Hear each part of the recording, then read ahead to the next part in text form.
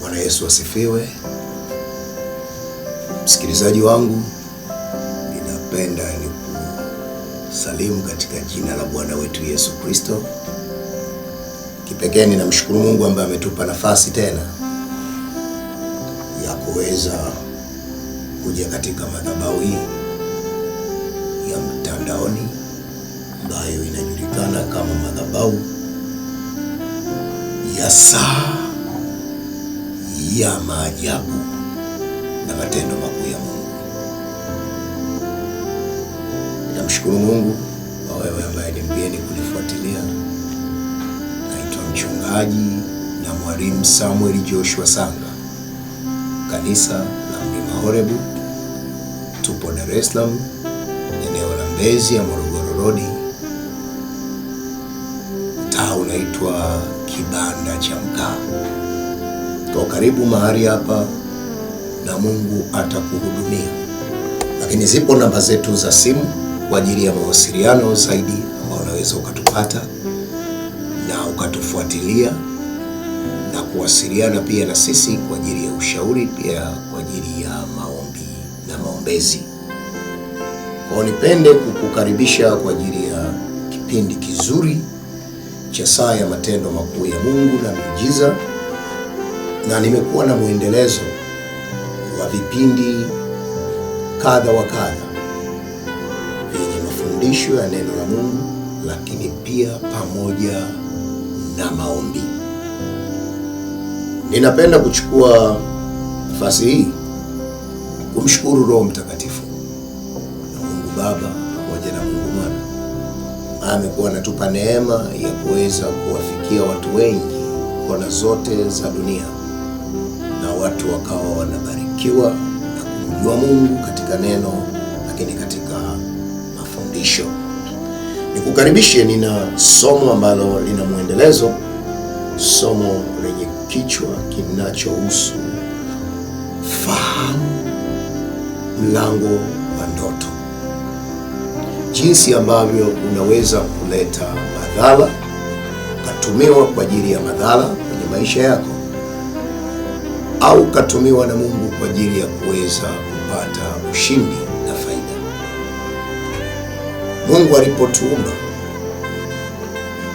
alituwekea utaratibu wa kuwasiliana, na kuna njia mbalimbali nimekuwa ninafundisha, lakini leo sitarudia, ila njia moja wapo miongoni mwa njia Mungu anazotumia kuwasiliana na mtu ni ndoto.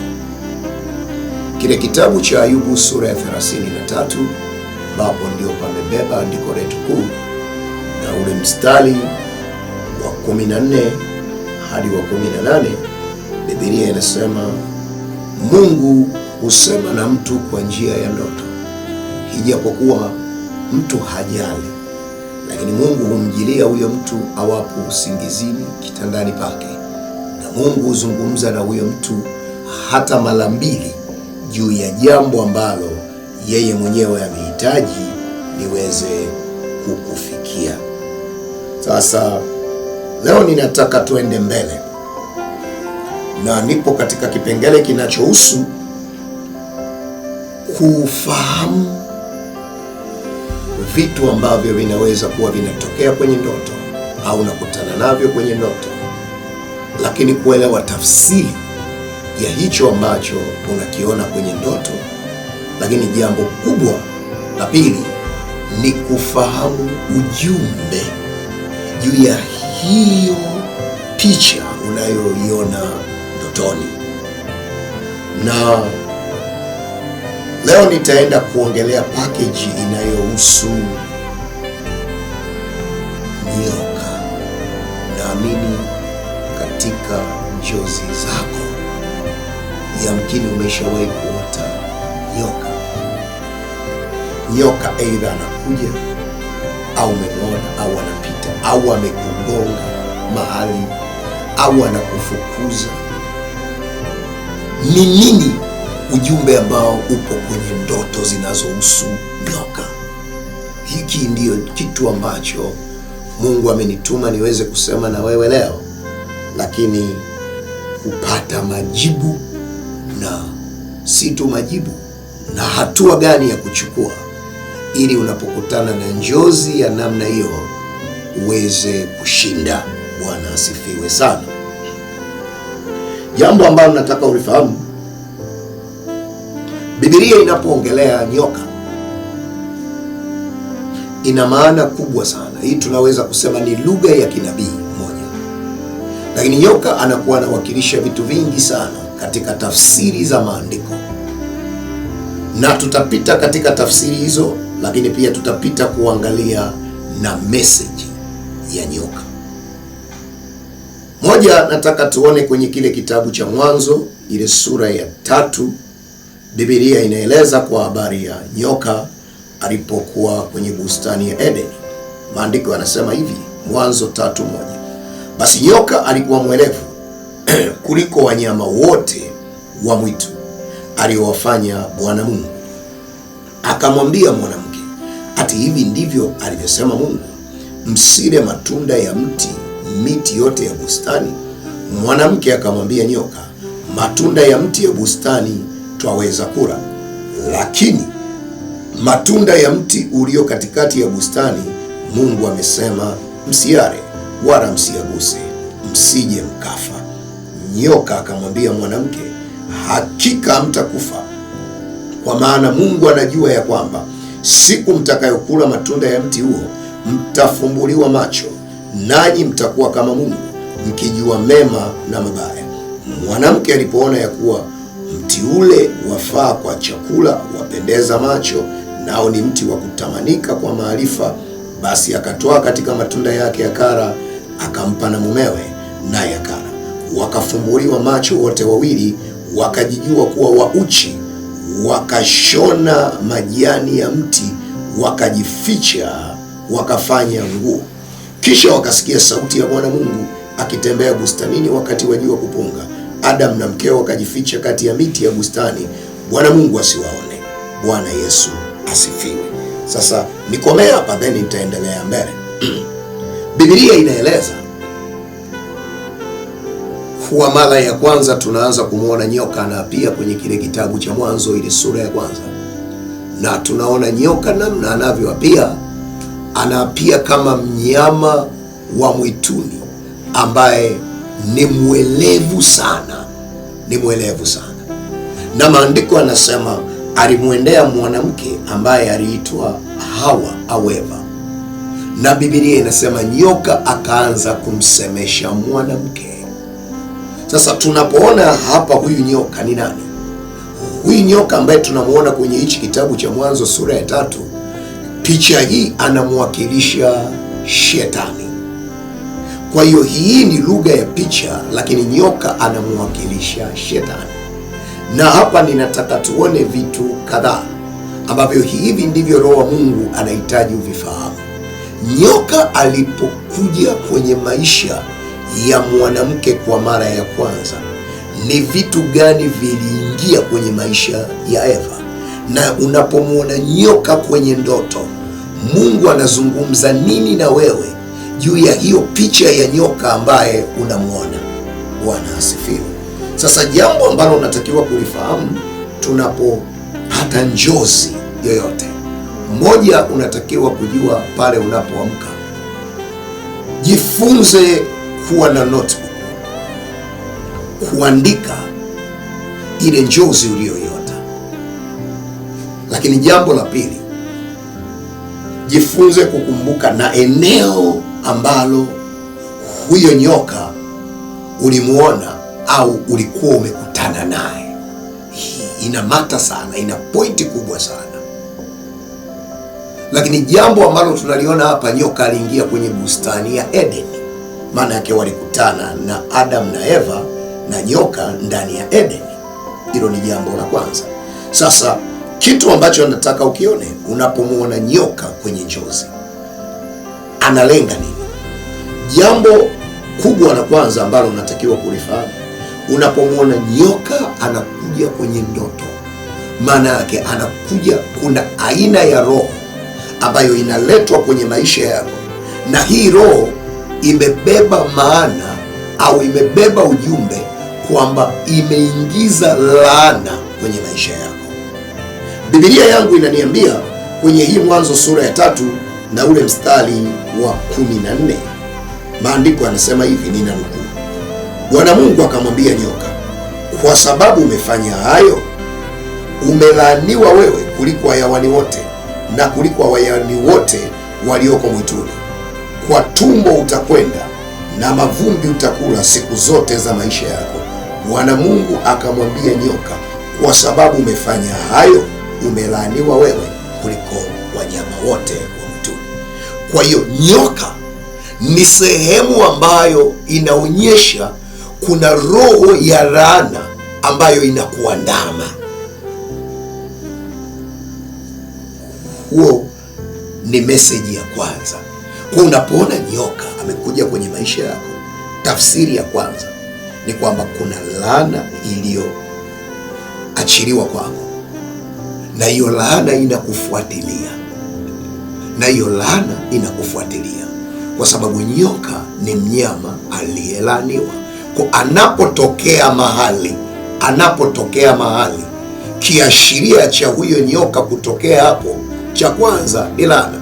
Ndio maana kwa namna ya kawaida tu unaweza ukamwona mdudu mwingine usishtuke sana, lakini wote tunajua nyoka ukimwona hata tu nje ya ndoto, lakini umemwona hata kwenye mlango wako, nyumba yako, kwenye shamba lako, ni kitu ambacho kitakupa kuwa na umakini usio wa kawaida.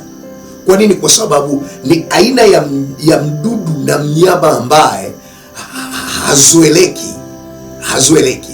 Huwa inanishangaza hata wale ambao huwa wanacheza ngoma za majoka. Sasa hiyo ni shule nyingine, sitaki twende huko, lakini ninachotaka kukwambia ni mdudu ambaye mtu yoyote akimwona hawezi kuendelea na shughuli yoyote, hata kama yuko ndani. Ni rahisi kumwona panya ndani ya nyumba, alafu mtu akasema huyu panya nitafanya namna nyingine ya kumshughulikia, lakini si nyoka. Huyu mtu atahakikisha anapambana mpaka huyo nyoka aidha anamuua au huyo nyoka anatoka. Kwa nini? Kwa sababu si mdudu wa kawaida. Tunaanza kumuona kwa mara ya kwanza kwenye Mwanzo sura ya 3, ni kwamba baada ya nyoka kuwadanganya Adam na Eva, Mungu alimlaani. Kwa kutokea kwa nyoka kwenye njozi, maana yake kuna roho ya laana ambayo inakufuatilia, au kuna watu ambao wamekutamkia maneno ya laana kwenye maisha yako. Kwa Mungu anahitaji ujifunze kushughulikia hiyo laana inayokuandama, sawa na Mwanzo sura ya 3 na ule mstari wa 14. Kwa nyoka anawakilisha laana, au nyoka moja ni kiashiria cha laana. Jambo la pili ambalo nataka ulifahamu hapa, Mwanzo ile sura ya 3 mstari ule wa 13, Biblia inasema, Bwana Mungu akamwambia mwanamke, ni nini hili ulilofanya mwanamke? Akasema, nyoka alinidanganya nikala. Unaambiwa kuna roho ya uasi, ambayo inakuandama. Kwa mara ya kwanza tunaona nyoka alipoingia kwenye bustani ya Edeni, ndipo mwanadamu alipomuasi Mungu. Maana yake kuna aina ya hiyo roho. Tunaposema roho haionekani kwa macho. Roho inaweza kuwa ndani ya watu. Bwana asifiwe. Kwa hiyo miongoni mwa watu ambao wamekuzunguka, kwamba unapewa taarifa ya kuwa kati ya hao watu wapo watu ambao wataenda kinyume na wewe. Uasi ni kwenda kinyume na wewe. Hawa watu wapo tayari kukugeuka. Hawa watu wapo tayari kukuletea madhara kwenye maisha yako. Kwa unapewa taarifa ya kwamba kuwa makini pia na aina ya mazingira ya uasi. Kuna watu watakuasi aidha kwenye mahusiano, unaweza mtu akakuasi, maana yake akakusaliti. Uasi ni usaliti pia tunasema, au kazini, au kwenye mradi, au kwenye biashara. Kwa hiyo unapewa taarifa ya kwamba kuna aina ya uasi ambao unakuzunguka au unakunyemelea kwenye maisha yako. Jambo la tatu ambalo nataka ulifahamu hapa ni hili. Mstari wa 24, Mwanzo sura ya 3 mstari wa 24, Biblia inasema, nianzie mstari wa 23. Kwa hiyo Bwana Mungu akamtoa katika bustani ya Edeni ailime ardhi ambayo katika hiyo alitwaliwa. Basi akamfukuza huyo mtu, akaweka makerubi. Akamfukuza huyo mtu wapi? Huyo mtu alifukuzwa kwenye bustani ya Edeni. Hapa ninarudia, ni muhimu sana kuwa na kumbukumbu. Huyo nyoka uliyemwota kwenye ndoto, umemwota ukiwa mazingira yapi? Yaani huyo nyoka na wewe mkiwa wapi? Mkiwa wapi? Biblia inaeleza hapa kwamba huyu nyoka hapa alitokea kwenye bustani ya Edeni, na alipoonekana huyu nyoka baada ya kuingiza ule uharibifu aliyouingiza, kilichotokea tunaona nyoka hakufukuzwa kwenye bustani ya Edeni. Biblia yangu hainionyeshi kwa sababu mwisho ni huu mstari wa 24, ila tunaona Adam na Eva walifukuzwa kwenye bustani ya Edeni. Kwa lugha nyingine, tafsiri ya tatu, maana yake ni nini? Kwamba kuna aina ya roho ambayo inataka kukutoa wewe kwenye nafasi yako. Bwana Yesu asifiwe. Kwa hiyo unapewa taarifa ni kwamba huyo nyoka uliyemwona ni roho ambayo inakuja kukuchomoa kwenye hiyo nafasi. Mfano, kuna mtu mmoja aliniambia, mchungaji, nimewahi kuota nyoka, lakini yule nyoka nilimkuta yuko kwenye ofisi yangu, alafu yuko kwenye kiti cha ofisi ambacho huwa ninakaa. Baada ya miezi, yule mtu alijua ni ndoto tu, kama wewe ambavyo huwa unaona ndoto na kupuuzia, lakini kuna madhara mengi sana unayapata. Na alipokuja kwangu ananieleza, nimesimamishwa kazi, nimefukuzwa kazi, na nimejaribu kutafuta sababu ya msingi ya mimi kuondolewa kazini, sioni. Bwana asifiwe. Nikamuuliza, embu unakumbuka ni ndoto gani ya nyoka uliowahi kuiota kabla ya kufukuzwa kazi? Akaniambia, ninakumbuka sasa. Ni kwamba kuna siku niliota nyoka getini, kwenye geti la ofisi, na nikiwa ninaingia, yule nyoka alikuwa ni jamii ya kobra, akawa amesimama ananitishia pale, ananitemea mate, kwa mpaka ninashtuka usingizini. Sikuingia kwenye geti la ofisi kwa sababu yule nyoka alinizuia na alikuwa anarusha sana mate. Hiyo njozi ya kwanza. Baadaye na muda mwingine akaota tena ameingia kwenye ofisi yake, lakini akamkuta nyoka, na huyu nyoka amekaa kwenye kiti cha ofisi. Kwa hiyo Mungu alikuwa anamsemesha nini? Biblia inaeleza kwenye kile kitabu cha Ayubu, na ndio hiki ninataka usisitize sana, ile Ayubu 33 na ule mstari kuanzia wa 14. Maandiko yanasema hivi, naomba unifuatilie na wewe mwenyewe uwe makini kuiandika hii mistari. Kwa kuwa Mungu hunena mara moja, naam hata mara ya pili, hajapokuwa mtu ajali, katika ndoto, katika maono ya usiku, usingizi mzito wajiapo watu, katika usingizi kitandani. Kwa kuwa Mungu hunena mara moja, naam hata mara ya pili, hajapokuwa mtu ajali. Kuna watu, mimi huwa inaniuma sana, watu ambao Mungu anaweza akawa anawasemesha pia kwa njia ya ndoto, alafu wanabeza na kuona ni kitu cha kawaida. Huwa mimi ninawauliza watu, wewe ambao unabeza ndoto, je, huo wote as long Mungu anakupa kuota hicho kitu, usichukulie poa, usichukulie kawaida, kwa sababu mtu ni roho na nafsi, anaishi katika mwili. Kwa unapokuwa umelala, maana yake roho yako hailali, nafsi yako hailali. Kwa hiyo unapoota njozi, maana yake nafsi yako na roho yako ambayo yenyewe imepewa kuishi ulimwengu wa roho, inaona vitu vya rohoni, kwa sababu tumepewa wanadamu kuishi mazingira ya aina mbili kwa wakati mmoja. Wewe na mimi tunauishi ulimwengu unaoitwa ulimwengu wa roho, na wewe na mimi tunauishi ulimwengu wa mwili kwa wakati huo huo. Kwa hiyo ndoto ni hali ya rohoni inayokupa taarifa juu ya ulimwengu wa roho. Ulimwengu wa roho huwa unafanana. Ninapenda sana kutoa huu mfano kwa sababu ni mwepesi. Ulimwengu wa roho unafanana. Zamani tulikuwa tukipiga picha, kile kizazi cha analogi, mtanielewa, tulikuwa tunapata na negative. Ile picha ina negative, na ile negative ilikuwa ukiangalia inavyoonekana, image yake ilikuwa inaonekana kama giza giza hivi, inaonekana kama ina ukungu, lakini ile ndio original. Na ukiwa na negative ulikuwa una uwezo wa kuprint, kutoa copy idadi ya picha zozote.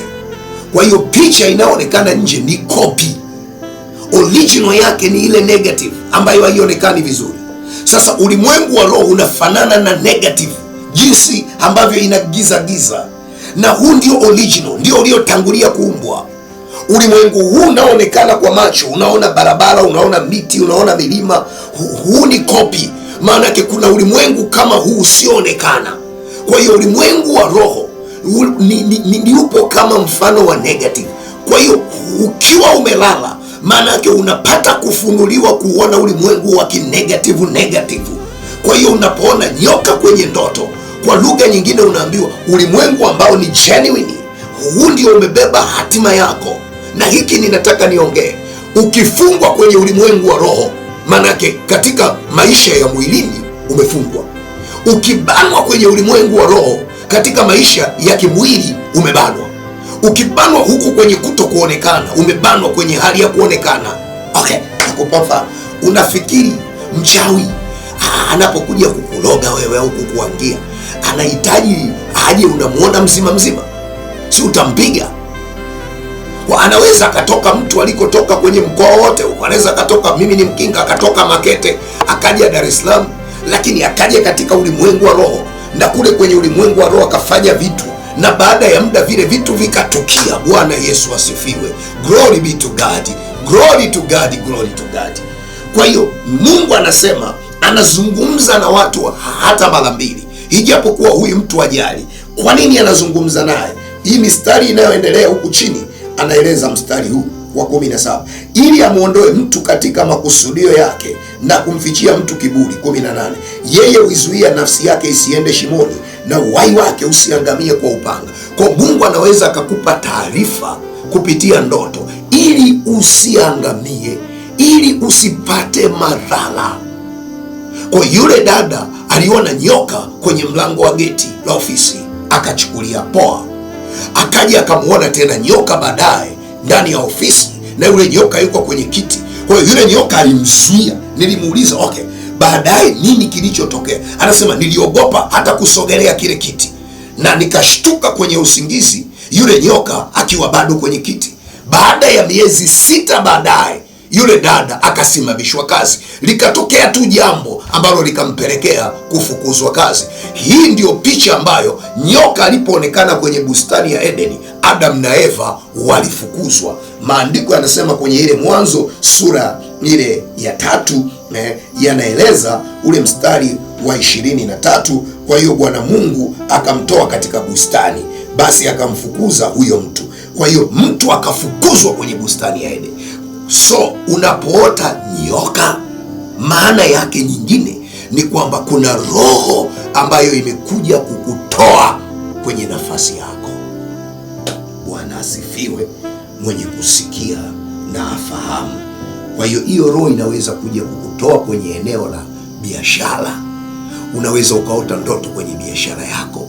Unaweza ukaota nyoka, ukaota ndoto ya nyoka yuko shambani. Maana yake hiyo roho imekuja kukutoa wewe kwenye hiyo shughuli. Kimwili unaweza ukawa unafanya lakini usione faida.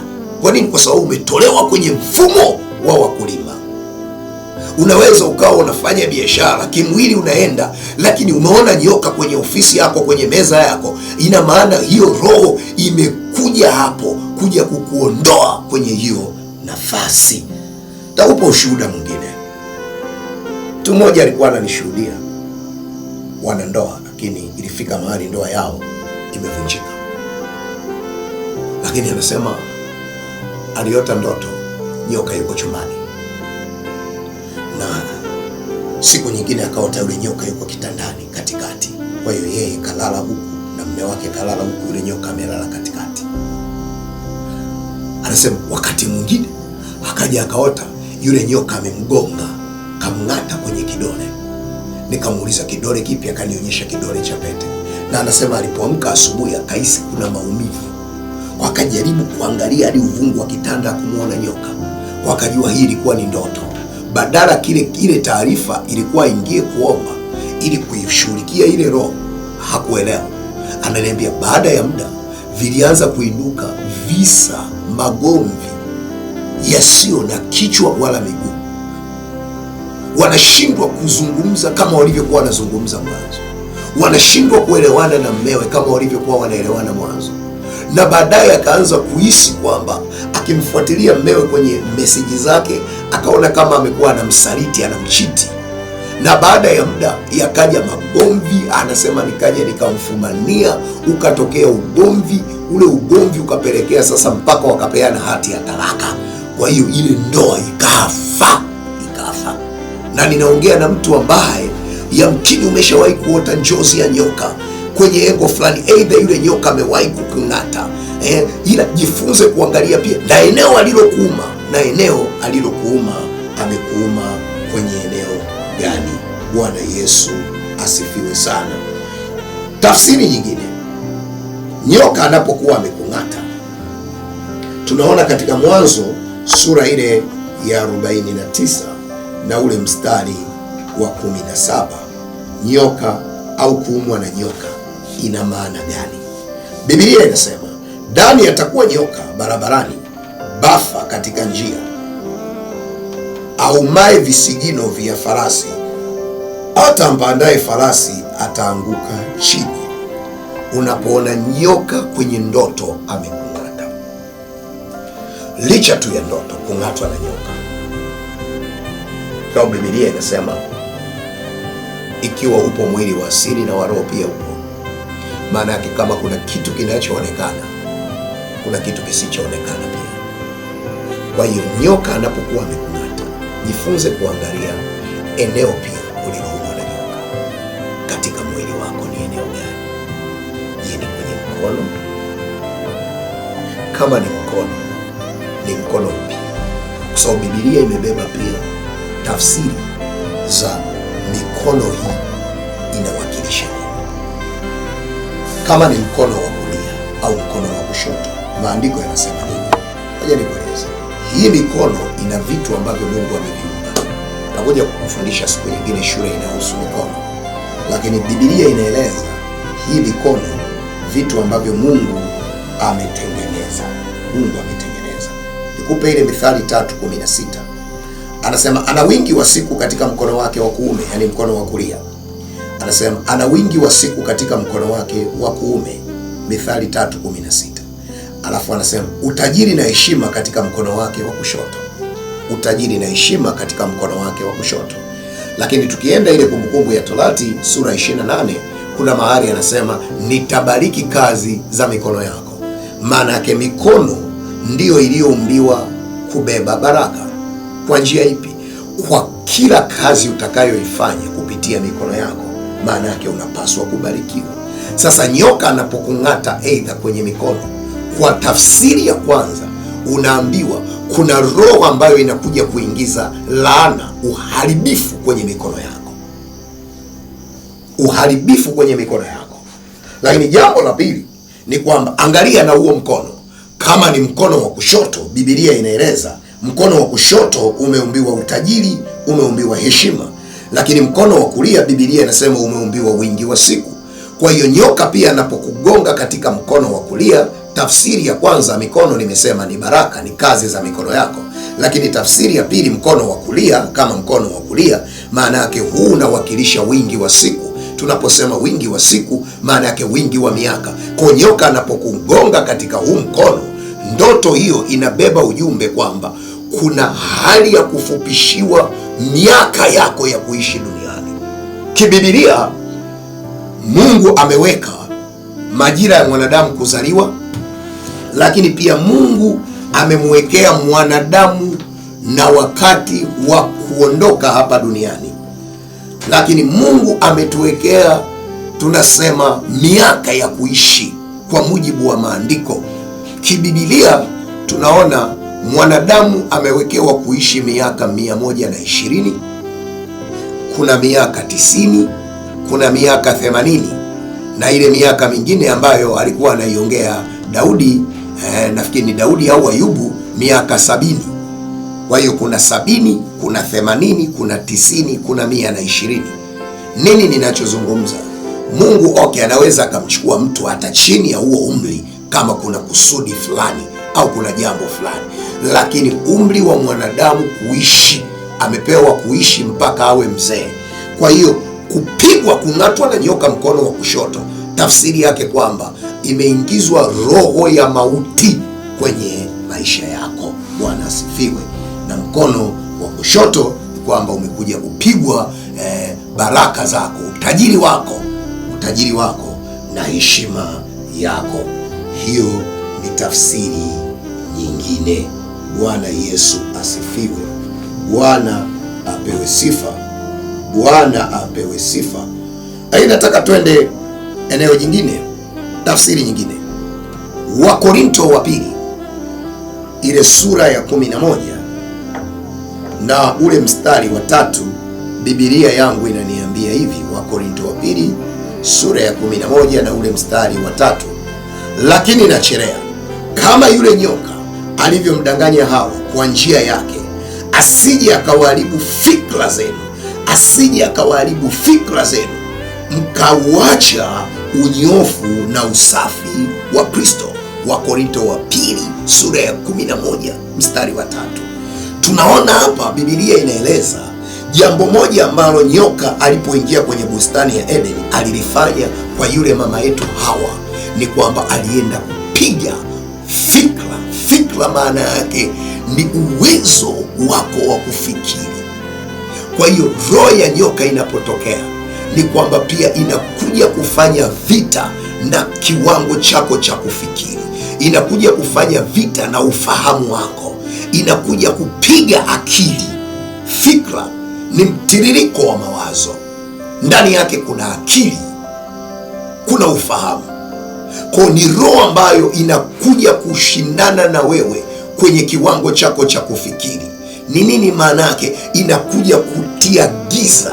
Kwa unaweza ukawa mahali umekaa, alafu unaishi, huoni fursa hapo, unalalamika tu, jamani maisha ni magumu, na mwingine akija eneo hilo hilo akaona kuna fursa ya mafanikio mahali hapo. Bwana asifiwe. Takupa mfano moja. Eneo letu la kanisa tuliwahi kuwa na mlinzi, ni jamii ya hawa ndugu zetu, nisamehe, watu wa huko kaskazini Masai. Hapa wananiambia, baba mchungaji, hero iwe inanipa na unga, yaani namlipa mshahara afu nataka niwe namnunulia na chakula. Nikamwambia wewe kweli mjielewa. Akaja na mwingine, nikaona hivyo. Mazingira haya tuna eneo ambalo Mungu ametujalia artisti kubwa linakaribia heka. Tukampata mtu mwingine kwenye mazingira haya. Alipokuja akaniambia, mchungaji, hii ardhi ya kanisa hapa naruhusiwa kulima? Nikamwambia lima. Yule mtu akaanza kulima bustani, na zile bustani zikastawi mboga. Kwa watu wote wa mtaani wakawa wananunua mboga pale.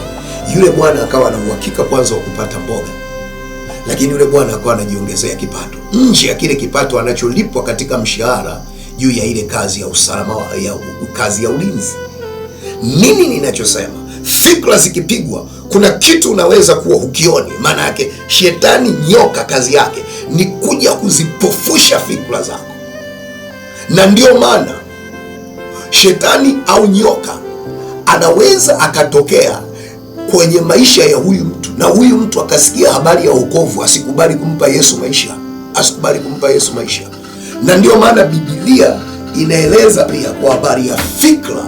Nyoka anapokuja pia kazi yake ni kuziharibu fikra zako, kuiharibu akili yako, kuharibu ufahamu wako. Kwa unapoona nyoka kwenye njozi, ni kwamba unapewa taarifa, kuna roho ambayo inapambana na uwezo wako wa kufikiri. Hiyo roho inakuja inapambana na akili yako, hiyo roho inakuja inapambana na ufahamu wako. Nina binti moja niko naye kanisani, yeye anasomea masomo ya udaktari, anasomea masomo ya udaktari. Na yule binti alieleza kitu cha ajabu sana. Anasema, mchungaji, kila ninapoingia kwenye mitihani ya semester huwa kuna ndoto ya nyoka, na nilipokuwa ninaota, ananieleza hiyo habari kabla hajawahi kuwa mshirika wangu, na nilipokuwa ninaota njozi ya namna hiyo, nikiingia kwenye chumba cha mtihani, ninajikuta swali ninalisoma, ninaona kabisa hili mbona ninaliweza, lakini akili inakuwa nzito na ninakuwa nimesahau, na matokeo yake yakawa kila pepa analofanya lazima awe anakamatwa supplementary, anashikwa. Kwa nini? Kwa sababu kazi ya hii roho pia ni kuja kupiga kiwango cha kufikiri.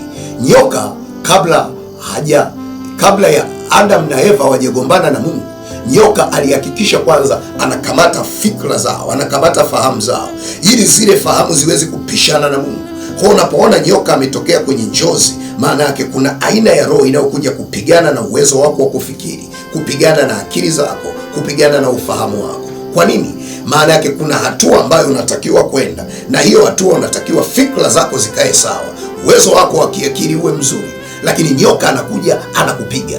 Na ndio maana nataka niongee hapa, wanandoa wengi sana na ndoa nyingi sana, na kumekuwa na hati nyingi za talaka, kwa sababu ndoa pia inahitaji akili, inahitaji akili, tena akili kubwa. Kwa wasomaji wa Biblia, ukisoma ile waraka wa Petro, anasema enyi waume ishini na wake zenu kwa akili. Lakini ukija tena kwenye maandiko hayo hayo kwenye kile kitabu cha Tito, anasema enyi wamama katika Kristo ambao ni watu wazima, wafundisheni mabinti na kuwatia akili, ili wajue namna ya kuishi na waume zao baadaye watakapoolewa. Maana yake si tu mwanaume anapaswa kuwa na akili ya kuishi na mke, vivyo hivyo na mwanamke anapaswa kuwa na akili ya kuishi kwenye ndoa. Kwa ndoa si tu ya kiroho, ndoa inahitaji akili. Na ndio maana shetani huwa anapigana sana, kwa sababu ndoa ndani yake imebeba mpango wa Mungu. Ndoa ni wito wa kiungu kwenye maisha ya wanadamu. Ndoa huwa ina kusudi kubwa sana, na katika vitu ambavyo Mungu huwa anavitembelea sana, Mungu huwa anatembelea sana kwenye ndoa kuliko kanisani. Labda niwape taarifa. Bwana Yesu asifiwe. Mungu huwa anatembelea sana kwenye ndoa kuliko kanisani, kwa sababu kanisa lenyewe huwa linaanzia nyumbani. Ndio maana Paulo katika Timotheo anasema, utawezaje kulitunza kanisa kama huwezi kuwatunza watu wa nyumbani mwako?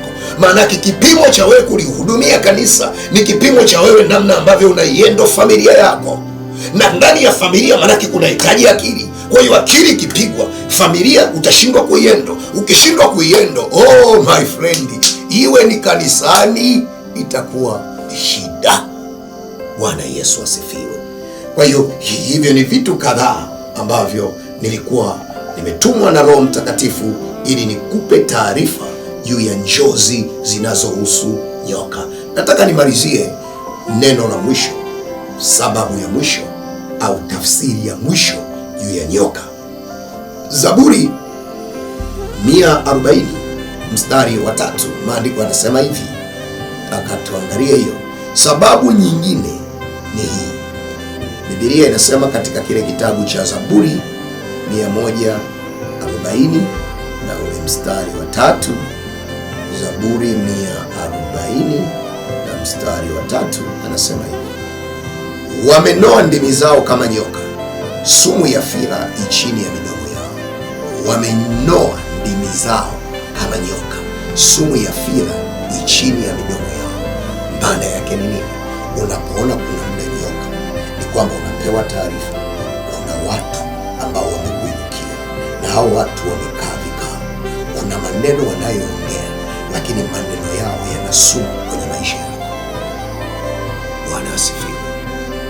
Kwa hiyo unapewa taarifa kuna aina ya maneno ambayo yanatamkwa dhidi ya maisha yako, lakini maneno hayo yanayotamkwa, so Biblia inasema wamenoa ndimi zao kama nyoka, sumu ya fira chini ya midomo yao. Kwa hiyo maneno ambayo wanaongea, yale maneno yanakuwa yanatoka kama sumu ya nyoka.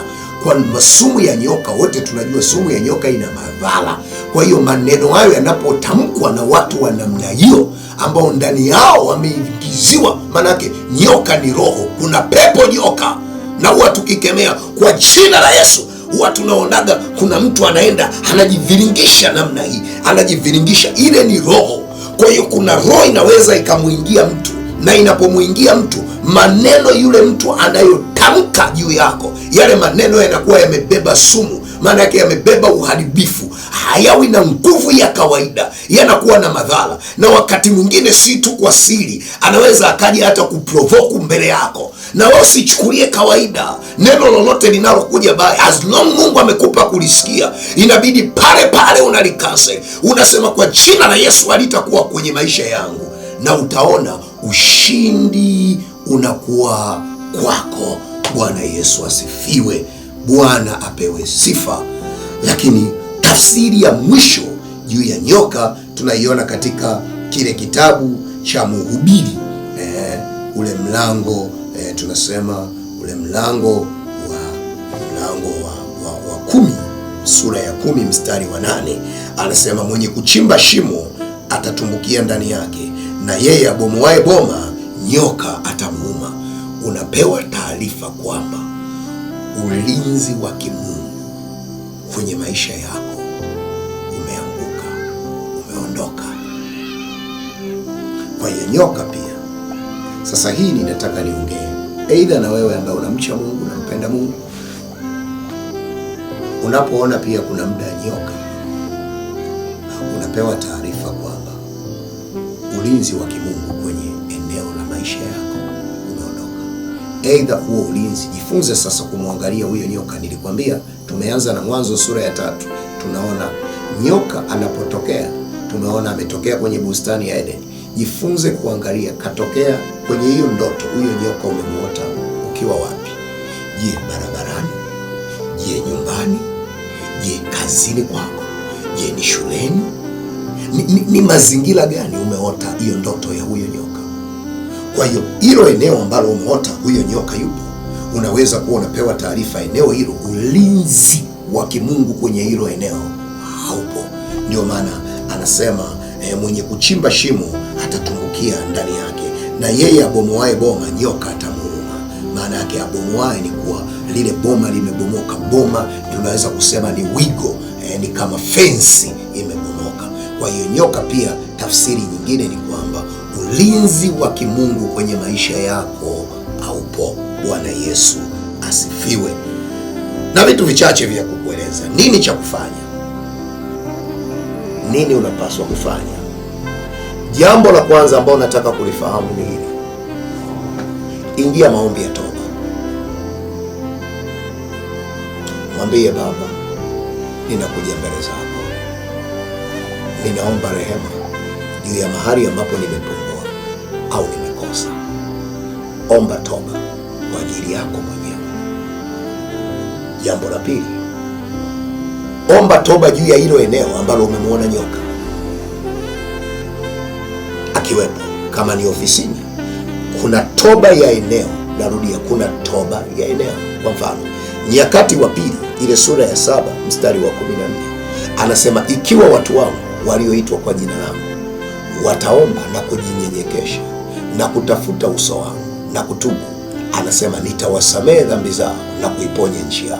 Kwa tunaona ile toba ya Nyakati wa Pili 7:14 ni toba ambayo inadili na nchi. Nchi maana yake ni ardhi na mipaka yake, ni ardhi na mipaka yake. Nakumbuka miaka kadhaa tulipokuwa tumepata lile janga la ulimwengu la COVID, hayati rais tuliyokuwa naye alikuwa anautumia sana huu mstari wa Nyakati wa Pili ya kwamba tuombe Mungu, na tunaona tulipomuomba Mungu, Mungu alituponya. Maana yake omba toba juu ya hilo eneo ambalo umeona huyo nyoka ameingia. Jambo la tatu, tumia damu ya Yesu kujinyunyizia wewe mwenyewe mahali ambapo nyoka aidha alikuuma au nyoka umemwona kwenye hilo eneo. nyunyiza damu ya Yesu kwenye hilo eneo, nyunyiza damu ya Yesu kwenye hilo eneo. Biblia inaeleza kwa habari ya damu ya kunyunyizwa, sawa na ile Waebrania sura ya 12 na ule mstari wa 24. Damu ya Yesu ya agano jipya ya kunyunyizwa inenayo mema. Nyunyiza damu ya Yesu. Lakini tunaona Biblia inatueleza katika kile kitabu cha Kutoka ile sura ya 12 kuanzia ule mstari wa 7 na kuendelea, tunaona Mungu anawaambia wana wa Israeli, mtaitoa damu katika bakuli na kuinyunyiza katika miimo ya milango yenu. Kwa hiyo nyunyiza damu ya Yesu kwenye hilo eneo. Hatua ya 4, anza kukemea hiyo roho ambayo ya nyoka imeingia kwenye maisha yako. Kama roho ya nyoka imeingia kwenye bustani, roho ya nyoka imeingia kwenye shamba, imeingia kwenye ofisi, imeingia shuleni, imeingia kwenye ndoa, imeingia kwenye, umeiona kwenye kiungo chako, umeng'atwa, maana yake anza kukemea. Kwa sababu kung'atwa pia na nyoka ni kwamba kuna sumu inaingizwa ndani yako, kuna aina ya roho fulani inaachiliwa ndani yako. Anza kukemea, vunja kwa jina la Yesu. Biblia inatueleza katika kile kitabu cha Yeremia sura ya 1 na ule mstari wa 10, Yeremia 1 na ule mstari wa 10, inasema Mungu ametuweka juu ya falme na mataifa ili kung'oa, ili kuvunja, ili kuharibu, ili kuangamiza. Kwa hiyo anza kukemea, vunja kwa jina la Yesu, ng'oa, yani hapo washa moto kisawasawa. Bwana Yesu asifiwe. Jambo jingine ambalo unatakiwa kufanya, futa kila alama kwa damu ya Yesu ya nyoka kwenye hilo eneo. Futa kila alama ya nyoka kwenye hilo eneo. Kama kuna madhara nyoka aliyaachia, hakikisha unafuta hiyo alama ya nyoka kwenye hilo eneo. Jambo jingine, hakikisha hiyo roho ya nyoka iliyoingia kwenye maisha yako unaitoa. Tumesema kung'oa ni jambo moja, lakini kuiondoa, iondoe, itoke. Unaweza ukatumia lile andiko la Mwanzo sura ya 3 ule mstari wa 23 na 24. Kama nyoka alivyoingia kwenye bustani ya Edeni, Mungu akawatoa Adam na Eva. Sasa hapa mchomoe nyoka. Kama mwanadamu alitolewa, basi na wewe muondoe. Hakikisha unamtoa kwenye mipaka ya maisha yako, unamuondoa kabisa. Hapo unakemea, toka kwa jina la Yesu, kimbiza kabisa, ondoa hiyo roho ya nyoka, wala isiwepo. Hatua ya mwisho, funga milango ya kiroho. Nakuja kufundisha habari ya milango. Funga milango ambayo hiyo roho ilitumia kupita hapo. Funga milango. Sasa kwenye milango, dhambi ni mlango mmoja. Kwa hiyo make sure tunaposema funga mlango, haina maana ufungue mlango kama mlango wangu huu hapa wa kuingia washroom. Haina maana hiyo. Milango maana yake ni kitu kinachoweza kukusababishia, mlango wa dhambi ni kitu kinachoweza kukusababishia wewe ukosane na Mungu. Maana yake aina ya maisha yako ya dhambi. Anza kuomba neema ya Mungu ya kukusaidia kuishi maisha ya utakatifu, kuto kuishi dhambi, kuto kuishi maisha ya kutenda dhambi.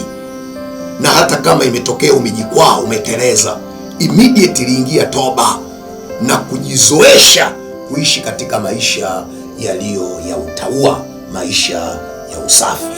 Lakini pia milango mingine, jitahidi kujizuia, kujikontrol roho ya hasira. Aje nikueleza, nyoka mara nyingi sana huwa anapenda kutumia watu ambao wana mauchungu chungu. Yaani wewe kidogo tu umekorofishwa, yaani kwa nini? Jifunze kuwa mtu wa msamaha, jifunze kuwa mtu wa kusamehe, mtu wa kusamehe, kwa sababu hii roho ili ipate nafasi itahakikisha inakutengenezea mazingira ambayo wewe utatoka katika amani yako, utaingia katika chuki, utaingia katika huzuni, na hii roho itapata uhalali. Bwana Yesu asifiwe. Lakini mlango mwingine, jifunze kumwomba Mungu akupe aina ya watu sahihi, kwa sababu kuna wengine wanaweza kuwa ndani yao adui anawatumia. So Biblia inasema adui wa mtu ni wa nyumbani mwake. Haina maana watu wa familia moja tu, lakini nyumbani ni kwamba watu ambao wamekuzunguka katika maisha yako ya kila siku. Bwana asifiwe. Lakini pointi ya mwisho, jifunze unapolala kuhakikisha unafunika kwa damu ya Yesu. Unafunika kwa damu ya Yesu. Unafunika mlango wa ndoto, unajifunika kwa damu ya Yesu, ili ile roho isije ikapata nafasi tena kwenye maisha yako. Na niweze kusema kwa hayo machache ambayo Mungu amenipa kusema na wewe leo, ninaamini umebarikiwa. Ninaamini kuna mahali utavuka, lakini kama utakuwa na maswali zaidi, namba zetu zinapita hapo chini, unaweza ukatupigia kwa mawasiliano zaidi tukakuhudumia. Lakini pia karibu kanisani kwetu, tupo Mbezi ya Magufuli ya Morogoro Road ya Mbezi kibanda cha mkaa. Jina langu ni mchungaji na mwalimu Samuel Joshua Sanga wa huduma ya Mlima wa Lebu.